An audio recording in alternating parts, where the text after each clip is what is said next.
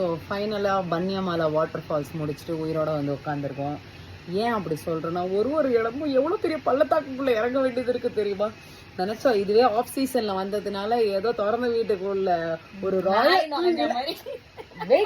Royal tax போன மாதிரி நாங்கள் போயிட்டோம்.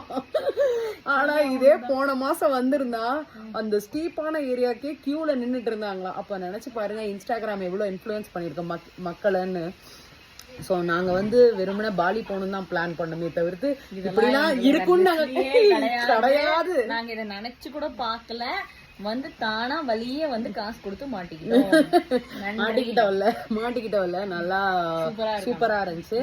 இப்ப என்னன்னா இந்த பைக்கார அண்ணா வராங்க பாரு, அவருக்காக வெயிட் பண்ணணும். இங்க எப்படி நாங்க பஸ் ஸ்டாண்ட்ல பஸ்ஸுக்கு வெயிட் பண்ற மாதிரி இந்த பைக்கு ஒரு 20 மினிட்ஸா வெயிட் பண்ணிட்டு இருக்கோம்.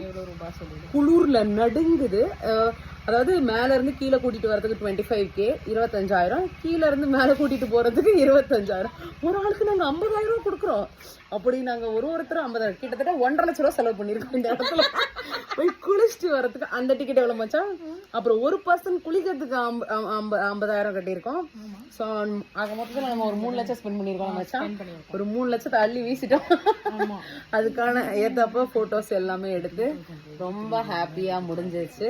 இப்ப குளிர் நடுங்குது. எல்லாம் ஷார்ட் ட்ரெஸ்ஸஸ் போட்டுட்டு உட்கார்ந்து இருக்கிறதுனால குளிர் நடுங்குது. எவனாவது எங்களை கூட்டிட்டு போய் மேல சேர்த்துட்டான்னா அடுத்த வேலையை பார்க்கறதுக்கு கிளம்புவோம். ஏன்னா நாளைக்கு காலையில 6:30க்கே எங்களுக்கு வேலை இருக்கு. ஸோ நெக்ஸ்ட் வீடியோல பார்ப்போம். பாய்.